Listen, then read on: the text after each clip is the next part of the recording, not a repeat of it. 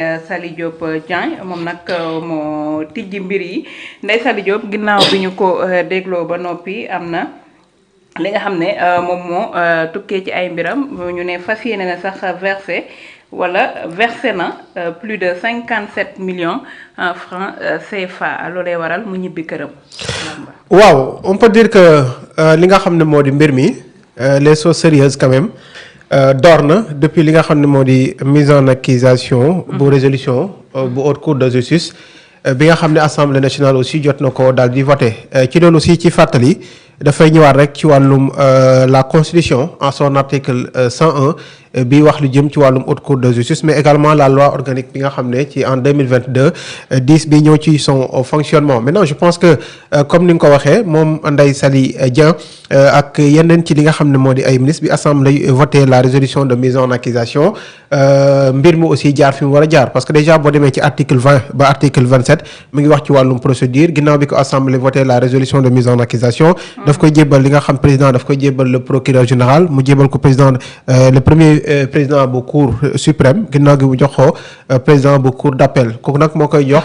li nga xam ne mooy la phase instruction nag bu ñu fa tolloo mooy dañu woo les mises en cause bu ñu ñëwee nag foofu normalement dafa am li nga xam ne moo di inculpation moo tax tout à l'heure bi ma gisee ay nit ne Ndeye Saly Dieng rentre librement xawoon na ma jaaxal mais par la suite je pense que am nañ ci yeneen information yu gën a leer parce que normalement phase bi ñu ci génnee dafa war a am li nga xam ne moo di inculpation te bi ñu koy fàttali toujours ci mbirum Idrissa Seck nga xam ne sax ci ñu bëri ci li nga xamee haute cour de justice Idrissa Seck déjà son premier face à face ak li nga xam ne moo di phase instruction boobu dañu ko placé woon li nga xam ne moo di sous mandat de dépôt maintenant peut-être nag li nga xam ne moo di la loi organique ak li nga xam ne moo di l'article 101 bu constitution bi wax ci wàllum haute cour de justice ak les dispositions ci phase préliminaire bi ci instruction bi ba li nga xam ne moo di ci wàllum jugement bi donc tey maa ngi doon déglu Daouda Mine mais moom li mu waxoon mooy lu jëm ci wàllum haute cour de justice bu ñu la toppee li nga xam ne moo di wàllum détournement foofu amul li nga xam ne moo di lu jëm ci wàllum cautionnement moo tax bi ma déggee li aussi xaw na ma jaaxal tout à l'heure mais ci xibaar yi nga xam ne daal am nañ ko soxna Fatou mooy moom Ndeye Saly Dieng nekkoon ancien ministre de la femme de la famille du genre et de la protection des enfants ci régime ki nga xam ne moo di président Macky Sall moom jot nañ ko placer li nga xam ne moo di contrôle judiciaire ginnaaw ab audition boo xam ne am na ko ci commission d'instruction de la haute cour de justice moom nag li ñu koy toppee mooy ab détournement présumé bu toll ci 52 millions de francs CFA dans le cadre de li nga xam ne moo di fonds force Covid-19 léegi nag nee na ginnaaw loolu moom jot na daal di démentir yooyu les accusations comme ni mu ko defoon au niveau de l'Assemblée parce que keroog bi mu demee au niveau de l'Assemblée moom nee na def na après lu toll ci 40 ans de l'administration sénégalaise mosuñu ko toppee 15 mais nag boo demaatee ci rapport bi nga xam ne wala la mise en résolution bu Assemblée def da ngay gis que ne DAGE bi moo ko tuumaal ne kat yenn koppar yi mu doon génneek ak moo ko jënd loolu li nga xam ne moo di ñaar ci ay climatiseur te mu yóbbuwaat ko li nga xam ne moo di këram mais je pense que loolu DAGE bi moo ko waxoon mais Ndeye Saly Dieng devant les enquêteurs moom jot na daal di weddi lu ni mel moom nag bi mu dem tey ànd na ak li nga xam ne moo di son pôle d'avocat yi nga xam ne bu ñu demee ñoom ils ont contesté li nga xam ne mooy délit de détournement et lui ont reproché li nga xam ne rek moo di malgré ses objections malgré ça nag moom Ndeye Saly Dieng joxe na 57 millions de francs CFA 57 yi nag mu ngi ko déposé ca caisse de dépôt et de consignation bi Falilou Keita nekk ginnaaw bi mu ko defee nag moo tax juge bi daal di ko inculpé mais actuellement mu ngi ci contrôle judiciaire nag bu ñu ko waxee mooy sa déplacement ak yooyu dañ koy xoolaat doo mën a génne li nga xam ne moo di réew mi en attendant aussi le juge d'instruction toujours ñoom ñuy jëbal dossier bi parce que dañu war a enquêter à charge et à décharge il faudra aussi rappeler que cautionnement nekkul ne li ñu lay tuumaal yaa ko def mais cautionnement suñu ay texte daf ko prévoir tey bu fekkee dañ la waroon yóbbu kaso nga joxe xaalis googu pour bañ a dem kaso mais ba tey enquête bi dafay daal di wéy bu ñu demee en jugement ñu gis ne kat li ñu koy tuumaal moom moo ko def su boobaa nag je pense que et bi dafay daal ci li nga xam ne moo di ci kawam su boobaa it koppar gi mu dugal dootuñ ko delloo mais xam nga Sénégal li ma ci jaaxal fan yi mooy peut-être ñu bëri defuñ ci bàyyiwuñ ci xel mais ñu bëri également prêté wuñ ci attention mais tey buñ ne ancien ministre mën na joxel toll ci 57 millions de francs CFA ci xobet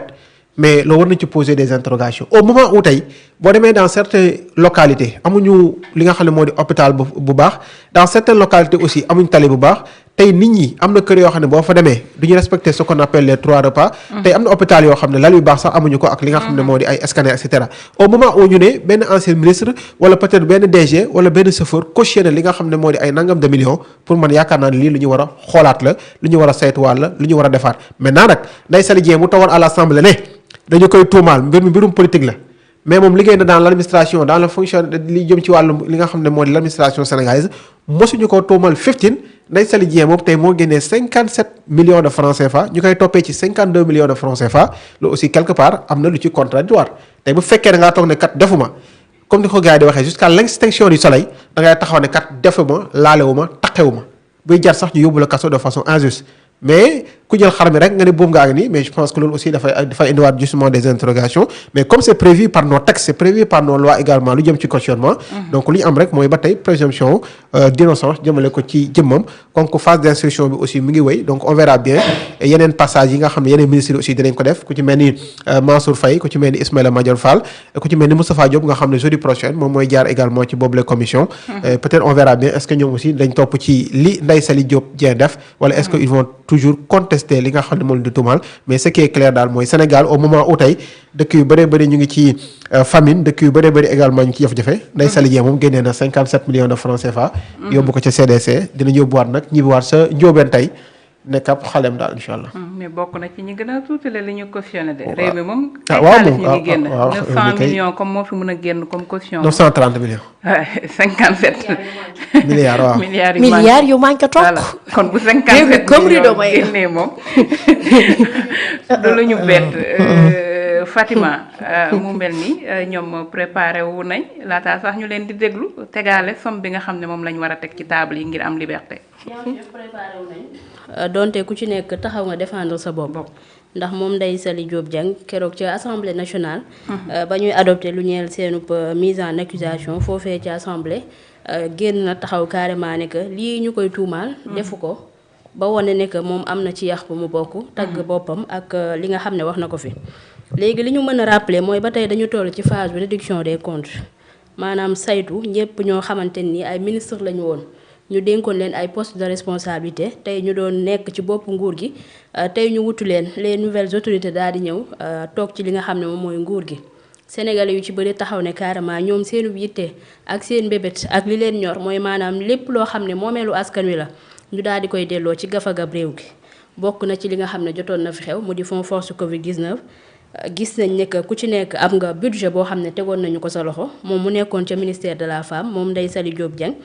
ñu am loo xam ne dañu ko dénkoon parce que du ñu fekk benn Fatima wala xëy na benn Fatou boo xam ne jàpp nañ ne que kii mosuñu ko dénk benn poste de responsabilité. ñu ne tey état dafa taxaw pour saytu lépp loo xam ne maanaam kopparam la ñu jébbaleen loon ko te ku ci nekk bañ la koy jébbal dañu la joxoon ne lii ak lii moo tax ñu jébbal la. tey bu ñu demee ba maanaam rapport génn. ñu ne carrément rapport bi kat épinglé na diw ak diw ni mu ko épinglé noonu la épinglé Mansour Faye ak keneen ak keneen kon bu ñu àddoo jëm ci fi nga xam ne moom moo di ci assemblée nationale comme ni ko suñu ay procureur annoncé woon ca conférence de presse ba nga xam ne ñu ngi ko doon amal lii man dama jàpp ne que c'est quelque chose de très normal parce que ab suite logique képp kese la ci maanaam li nga xam ne askan wi ci lañ leen di xaarandi. léegi nag moom dem na tey déglu nañ ko Bamba mi ngi koy fàttali. ba tey ci position bi mu taxawoon foofu la taxawee ba tey gannaaw laaj ak tontu bi nga xam ne am na ci diggante moom Ndeye Saly ak enquêteurs yi ba tey mi ngi wéy di fësal ne que deful dara. ci kaw ñàkk def dara boobu teg na ab somme bu tolloog 57 millions. daal di koy joxe comme cautionnement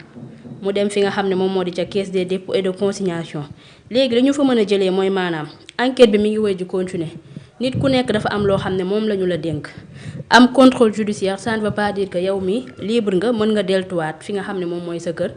dañ lay bàyyee ndigum pour bañ la téye fi nga xam ne moom moo di ca yoon comme ni ñu koy waxee ak li tax caution ñu daal di koy amal maanaam ab garantie goo xam ne teg nga ko ci loxoy juge ba ñoom ñu mën a xam ne kat diw mi teg na garantie suñu loxo.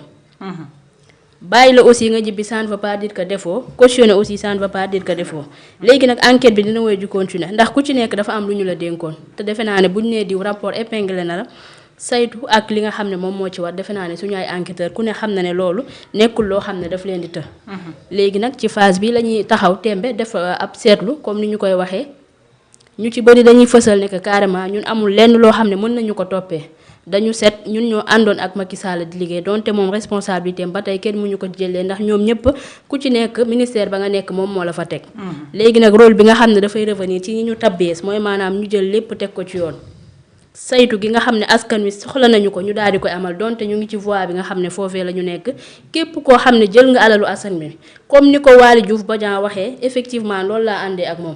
parce que ñu ci bëri ci ay ministre ñenn ñi nga xam ne dañu leen di dippee wala xëy na di leen njottees ne que am na lu ñu détourné souvent dañuy gis ne que xëy na peut-être ci kaw ñu fay mën nga am sa liberté ndax nee nañ lii la ñu la doon toppee nga fay ko. waaye man dama jàpp ne que xëy na réforme war na ci am wala ay daan yoo xam ne dafay gën a diis ci képp koo xam ne dañu la dénkoon poste de responsabilité mu leer la ne même bu fekkee ne que somme bi la ñu may toppee man am naa somme boobu teg ko ci kaw table bi effectivement di nga fay mu delloo ci gafaga réew gi waaye aussi dinañu la teg loxo ba képp koo xam ne dénk nañu ko ëllëg mu xalaat ne que man mi kat su ma demee ba joxe lenge dina am ay poursuites yoo xam ne dañu ko teg sama kaw mais bu dee ci lancé bi rek la ñu nekkee ku ci nekk mën nga teg ndax cautionnement nekkul lu yees déjà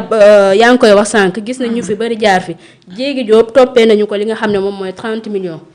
moom aussi ci lancé boobu la nekkoon fësal ne carrément amul leen loo xam ne def na ko ci dañu koy tuumaal te ba ko leeree ne fu mu ne nii cautionné kese moo ko mën a teree xañ mu dem prison dafa génnee 28 millions teg ko ci kaw table bi defe naa ne ci seen droit la am nañu droit teg seen ay cautionnement pour mën a éviter li nga xam ne moom moo di la prison waaye il faut que ñu gën a sévère par rapport ak yenn ci ay acte ak i tamit nu ñu koy àttee jëm ci ñi nga xam ne ay ministre lañ doon ñu dénkoon leen ay poste de responsabilité tant que jëluñu mbir bi gën koo sévéral man dama jàpp ne que lii du yees parce que bu la leeree ne tey lii laay jël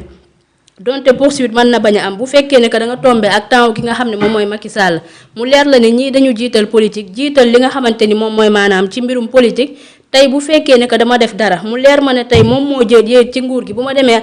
protégé wu ci kanamam wala ma dem làqatu ci ginnaaw dina ma éviter li nga xam ne moom mooy la prison yow da ngay gën a maanaam encouragé wu par rapport ak li ngay jël waaye bés bu ñu taxawee ci lancé wu képp koo xam ne dañu la tabboon muy poste de responsabilité bu mën a dem ak budget bi lu mu ndaw ndaw la ñu jël ko teg ko sa kaw bés bu ñu la àttee xool ne que yow mi kat yaa ko def non seulement na nga fay mais nañ la teg ay daan yu gën a diis. bu ko defee xëy na peut-être lii ñuy gis ci ay détournement ak i corruption xëy na dina wàññeeku. jëm ci maanaam suñu ay autorité soxna Fatou. soxna Ndack bi ñu xoolee lancé bi ñu jël mu mel ni parquet bi moom wala haute cour de justice bu mu ci mënta doon.